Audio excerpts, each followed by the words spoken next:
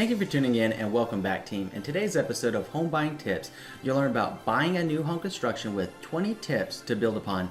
My name is Andrew Finney, your real estate geek. If you need help finding a top agent where you live, or if you simply want to drop me a line to say hello, my contact info is below. If you haven't already done so, please go ahead and subscribe to this channel now and like this video. Thank you. Okay, team, so let's talk about getting you into your brand new home construction. You're gonna have that brand new home smell. You're gonna be the first one that lives there. So with each one of these tips, they're gonna build upon each other, leading all the way to your closing day when you get the keys to your brand new home. So let's go ahead and talk about this. Number one thing that you want to do is make sure that you have your own representation. Whenever I say your own representation, you want your own broker, you want your own real estate broker, your own buyer agent in this process representing your best interest from start to finish.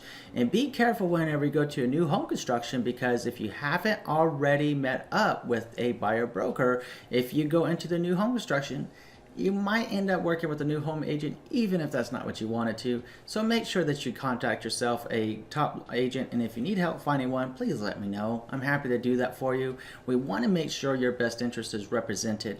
And you might be wondering, well, how's it any different? I'll share with you how it's any different. Whenever you have a builder does what? They build a home. When you have a new home agent, who does the new home agent work for? They're actually, in many cases, they're an employee of the builder. That's how they earn their living. They work for the builder. So whose best interest are they going to uphold? The builders, right? Then you're going to have a lending partner that a lot of builders have that they're going to want you to work with. So with that lending partner, who are they going to be in cahoots with the most? You, the buyer, or the builder? The builder, because it's the builder that's feeding them the business.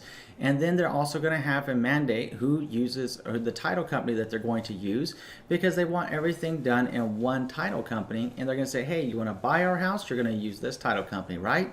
So then that's 4-to-1. 4-to-1. How's that any fair? And who's representing your best interest if you got 4 people over here working with the builder and you only have you over here, right? So then if you have your own buyer agent, you have your own local loan officer and yourself, now we're matched 3-to-3. We have leveled the playing field. So now it's just the builder, the new home agent, and the title company, and you have yourself, your buyer agent, and your local loan officer all representing your best interest. We have leveled the playing field. So be sure, if at all possible, to contract with a buyer broker prior to beginning your shopping journey. And if you do go the new home construction without an agent for whatever reason, make sure you're not filling out any registration cards or anything like that along the way. That way you have a chance to get your own representation before signing any of that documentation. You should always have your buyer agent with you whenever that happens. Number 2 is not to expect any price reductions.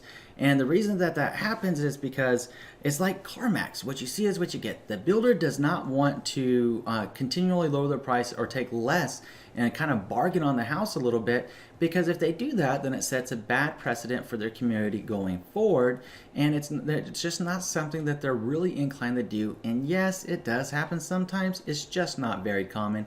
In fact, you're probably talking about less than maybe 1% of the time would you ever see a builder taking less than the price that they're selling that home. So it's important to remember that. And it's a lot different than like resale homes, where the longer it's on the market, normally you can get a better price on it.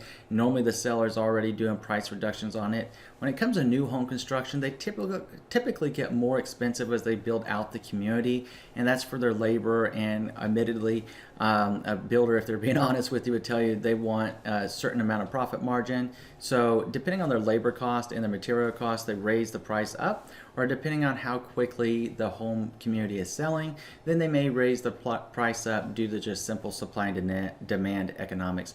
Now, the third thing that you want to be looking for is to understand that the builder may offer you concessions or additional upgrades. Since they're not going to take a price reduction, they might try to give you an incentive with their design studio to help you along the way whenever it comes time to pick out your fixtures, pick out your finishes, your tile, what kind of appliance package are you going to put in, what kind of granite are you going to do.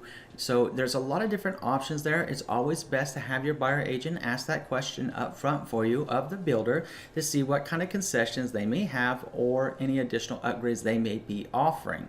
So the fourth thing that you want to be aware of is that builder incentives in the forms of like interest rates may not actually be coming from the builder. Interesting, right? So remember when point one, when we were talking about the different people that the builders that uphold the builder's best interest. You have the builder, the new home agent, and then the title company, and then oftentimes they have their own lending partner, if you will, that they would like to see you get approved with and work with. And they'll say, hey, we'll take care of all your buyer closing costs if you work with this lender. Well, that money's not really coming from the builder, it's really coming from the lender. So how's that going to work exactly? So it's important to know that this the builder that may not actually be paying the closing cost or reducing interest rates. Typically, those types of incentives come from a builder's preferred lender that is counting on a sufficient number of volume, a sufficient number of buyers like yourself coming into the community in order to recoup the cost of the incentives. So the builder's feeding them the business, and then the builder's saying, we want you to offer this if you want to be our preferred lender. So a builder, it's extremely important to note right now, and a builder cannot, and they cannot require you to use their preferred lender. Again, they cannot do it. You have choice of your own lender and who you want to work with. So if the builder's lender is offering certain incentives that seem really wonderful, why don't you go ahead and talk to your local loan officer that you're working with right now, see what kind of things they might be able to do to match it or to help you along as well. Understand that the strength of the loan officer is everything. I've seen far too many escrows and blow up in the closing process because the lender could not perform and did not do what they were supposed to do on the onset. Very important to get your ducks in a row and have the right team working for you to help you close. So the fifth thing is to expect to use a builder's contract form. A builder's contract form is going to be a little bit different than what you would use if you were purchasing a resale home through your real estate agent. They have their own construction forms, new home construction forms that must be signed and must be used. So it's important to know about that and to use for and to review all of that stuff prior to signing it. You could always ask and say, hey, yes, I'm ready to contract, my buyer agent's with me, but I would like some time to review this contract. Please send me a copy of this, or have your buyer agent get you a copy of it for you, and both you and your buyer agent can discuss it, outline the terms in it, and if you have any questions about the interpretation of the law, it's important to note that as real estate agents, we are not attorneys. You may find some across the country. I mean, it is a big country, but most of us are not attorneys. So if you if you feel like you would like to talk to an attorney at that time, then that's something that you may want to do if you want additional advice or interpretation of what those custom forms of the builders actually mean. And now, as a knowledgeable real estate and trusted real estate advisor, we'll be able to share with you how it works in practice. We just can't give you the legal guidance, if you will, because we're not licensed to do so. So, number 6, builder warranties vary. And it's important to note because there's some really cool builder warranties, and you always want to know what you're going to get up front prior to closing on that property. One of the coolest builder warranties that a lot of builders offer is a 1-year, almost like bumper-to-bumper warranty. So that if anything goes out short of you being crazy and kicking a hole in the wall, or something happening where you took a sledgehammer to the sink, they're going to come out and fix a lot of stuff, as long as it's not something that you did like maliciously to the property. And that's pretty cool. A lot of builders also offer like a construction warranty for up to 10 years that will be very, very handy to have for things like the roof, the windows. Think of it as a manufacturer's warranty of sorts. It's very important to know what those things include and how long they're good for whenever you're buying your new home. So the 7th thing is to understand that the floor plan that you're seeing, well, on paper at least, or on the computer, may not actually be the floor plan. It's kind of interesting this way. So a lot of them have options about how you can move around rooms here or there, or have different optional upgrades with the property. So it's important to make sure that you're looking at the right floor plan. And even then, whenever you see like sinks, laundry rooms and stuff like that, you might notice like an oval tub, but maybe the tub in reality is like rectangular. Just understand that's a concept rendering, and it doesn't necessarily mean that you're going to have an oval tub. You're going to have the option to choose what kind of tub that you want and what kind of sink fixtures you want at the design studio, and then that'll be what your actual house looks like. So when you see the floor plan, just because it's a square or it's an oval doesn't necessarily mean it's going to be a square or an oval inside your new home whenever the time comes that you move in. Okay. So the 8th thing is, you can rarely make any modifications to your floor plan at all unless the builder's already given you the options. I've seen a lot of builders where they have like package A, package B, package C, and you can, if it's a 3-bed home, maybe it's an optional 4th, Maybe if it's a 2-bedroom home and a den, you can go to an optional 3rd bedroom. Or if it's a 3-car garage, maybe you can bump it down to 2 cars and get an additional den or additional bedroom. That's because they've already planned that through in the permit process. A lot of builders, beyond the offerings that they have as far as the floor plans are concerned, will not make adjustments to it because you would like them to.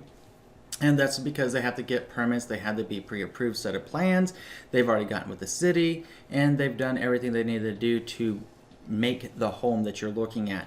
There are some builders, and Toll Brothers is one of them, that are like a semi-custom. Toll Brothers, Richmond American, William Lane Homes, they all have some semi-custom stuff that you can do, but it's a matter of what you're asking them to do. Most of them will not do like structural changes. Some of them will do some modifications, but you're going to be paying for the permit process, and also understand that anytime that happens, you're generally going to need to expect maybe another week or 2 delay while they see if they can get that stuff approved. So it's one of those things to be aware of, and it's just best to know that most of the time it's extremely unlikely you're going to have any ability to modify the floor plan that you're looking at. The 9th thing is to expect changes. Now you're thinking, well, what else is going to change in this new home construction process? Well, a lot, actually. Whenever you walked into the model home, it was gussied up, it was beautiful, it was breathtaking, and that's what enticed you to want to buy a home. You could see your family living in that kind of home, and you're imagining all the wonderful things that you could do to your brand new home construction, weren't you? Let's be honest, you were. It's okay. Everybody does it, and it's absolutely a wonderful thing to do. It's a beautiful thing to have a dream and then realize your dream in reality. So whenever we're talking about things change and expect those changes, there's going to be timing changes. And then even when you looked at the model home, depending on when that model home was built, there may have been fixture changes, there may have been product changes. So there might have been a lot of different changes like that. So it's important to know what change of products are affecting the appearance of your home, because builders do typically, in those contracts that they use, reserve the right to substitute materials and finishes, sometimes a surprise to you. So make sure that you know what it is, and try the tour a finished home or 2 before you contract on your new home, and ask a lot of questions. Ask your buyer agent, ask a lot of questions, see what the option sheets are, see how soon you can get into the design studio after you go ahead and contract on your home. You always want to know what your option sheets look like, and you would like to have that price sheet as well up front when you contract, to make sure that they honor those prices and as much as possible. So the 10th thing is to expect probably 6 to 8 months for your home to be built. And then it's probably not a bad idea to add a little bit more time to it, but we'll get to that in a moment. So generally, I've seen home builders build homes in as little as maybe 4.5 to 5 months, and we're talking from dirt to completion, right? But more commonly, it seems like it takes between 6 months and 8 months. So it's really important to just have that for your planning phase, and be sure that you're realistic about that, because I know there's a lot going on. You're going to be super excited to move into your new home. So just make sure that you're planning this accordingly, so that you can set yourself up for success. Now, the 11th point here is, yeah, you probably do want to add an additional 15-30 days, because whenever you meet with the builder, your buyer agent, meet with the builder and your contractor in your new home, they're going to give you an estimated date of close, the date that it's supposed to be built. But here's the thing, in reality, things happen. And sometimes there's delays. Sometimes there might have been a product delay. Maybe there was a labor shortage going on, or there's a lot of there were product changes, what have you. So there's delays. So if you give yourself an additional 15 to 30 days beyond the point that beyond the point that the builder is telling you is the estimate, then you'll be able to stay focused and have a game plan. Be ready for it for as soon as that the builder says that it should happen on the estimate. But give yourself like a 30-day grace period to keep your emotions in check and your temper in check as well whenever the time comes. Now, as you get closer to setting the final walkthrough, and as you get closer to the completion date, then things should start aligning a lot more firmer and sealing themselves and concreting themselves into stone as far as what the actual dates are. That'll go a long ways, especially if you're planning out your move from another state or something. It'll give you a lot of comfort and peace of mind to better plan that. But by having this idea of how long it takes to build a home from scratch to completion, and also a little bit of a grace period, you're going to be well on your way to planning out your journey and your move successfully, okay?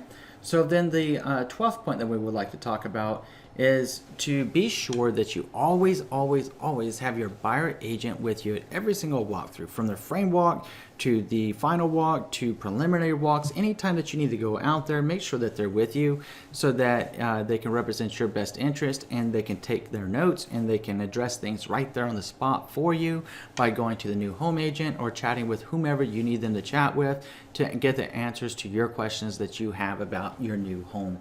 So then that takes us into point 13, which is not to expect perfection from the new home construction. I say this a lot to people when they buy new homes. I also share the same thing to them when people buy resale homes. Nothing is perfect, not even a new home construction. There's still going to be difference of product. There's still going to be difference of things whenever the finished product comes to be. That's why they do so many walkthroughs. That's why you have the frame walk. That's why you have the preliminary walkthrough. It's why you have the walkthrough. It's why you have a final walkthrough, a new home orientation. And a lot of builders reserve the right for that first 1 year, going back to like builder warranties, to come in and make corrections after the home is completed, should you have any concerns that need to be addressed from the builder. So just note that nothing is going to ever be perfect in this world. We're all human, and we all have, like, just any kind of materials will eventually go bad. So make sure that you're not setting yourself up for failure there. It will be a really nice home at the end of the day, but nothing is ever going to be just picture perfect. So just expect that. The 14th point to know is that if you go decide to drive by the community and you think you want to go walk into your new home, please don't. And the reason that we don't want you to do that is because a lot of city codes and ordinances and requirements would have you be careful, because it's a hazardous zone, and it's a work zone, so it could be hazardous to your health in terms of falling lumber or falling supplies or nails on the ground, and they don't want you to get hurt. So if you want to see your new home construction while it's being built, make sure that you contact your buyer agent, to contact the new agent, and set up a time that you can go out there and take a look. You wear your hard hat and everything, and make sure that you're wearing appropriate shoes to go take a look at your new home being built. Now, the other reason that you wouldn't want to do that is if you just drove out there and you're like, I'm not going to contact my buyer agent, I'm not going to contact the new agent, I'm just going to go out there and talk to the people building my house, you can actually slow down the process. And it's really important to understand that the gentlemen and ladies that are working in your new home construction to build your new home, that they don't get to make the decision. They're just there to do their job. They went to work that morning, and they're working on building your new home for you. They're not the ones that are going to adjust this, that, or the other. That's going to be the construction superintendent. That's going to be the foreman. That's going to be what was already agreed upon. So it's important to understand that going out there and talking to them about, oh, I want this here, isn't going to make a change, and they're not going to do it, because they're going to follow what their foreman and their superintendent have instructed them to do. So it's important to know that. 15 brings us around to the foreman. Be nice to him. The foremen are actually pretty nice people from experience of helping families here in Las Vegas close on new home construction. They're pretty good people. They're normally really nice. They are super busy. So it's important to get as much out of those meetings as possible, but they can actually be your best friend when it comes into getting things done very rapidly, especially when you get ready to close. If there's some issues that are found during the preliminary walkthrough, final walkthrough, and at the new home orientation meetings, they can make things happen very, very quickly. It seems like it's like light speed. It's just snap your fingers and it's done. So being nice to the foreman and the construction superintendent is going to go a long ways as well, so that we can understand what's going on and help them as well. And understanding and appreciating that they're busy people because they're building a whole community of homes, then it keeps respect and good relations the whole way through. The 16th point is to take a lot of pictures. This is a time that you should be like a tourist that's out of country, just snapping a lot of pictures. In this case, you're the tourist and watching this vacant piece of dirt become your brand new home, and where you and your family are going to live. So take a lot of pictures. At some point in life, if not immediately, you're going to be glad that you did. You're going to want to make a scrapbook, or you're going to want to put it online and share what it was. And it's going to be one of those things in your life that, I mean, buying a home is a big deal as it were, but buying your brand new home construction and seeing it built, literally rise from the dirt to be your brand new home, is like overwhelming. It's awesome. So if you're taking pictures of it, then you always have it to share with your family. You always have it for your own personal memories and reflection. So you might want to go ahead and do that as well. The 17th thing is, and your buyer agent will probably ask for this as well, is that if they have any leftover paint, vinyl, granite tiles for the floors, just simply asking them to leave it in the garage, whatever's left for the property, so that you have it for possible replacement or replacement parts if it's tile floors or granite, what have you, and touch-up paint if they had extra touch-up paint. It's always a good idea to have that kind of stuff around just for your home ownership phase. So that brings us to point 18. You do retain your own right to have your own home inspection, and I definitely advise that you do that. The home inspection that's going to be occurring on the property is going to be done by the foreman, it's going to be done by the construction superintendent, you're going to have the city inspectors out there, the city code enforcers out there. All four of those folks are going to be making sure that everything is right, but you can always add a fifth one if you want, which is having your own home inspection performed.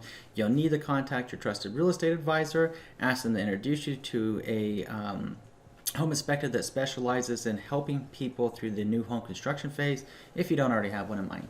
So that brings us to the 19th one, and this one's kind of funny. The 19th one is the one before the last on the 20th, right? So the 19th point is getting what's called a certificate of occupancy.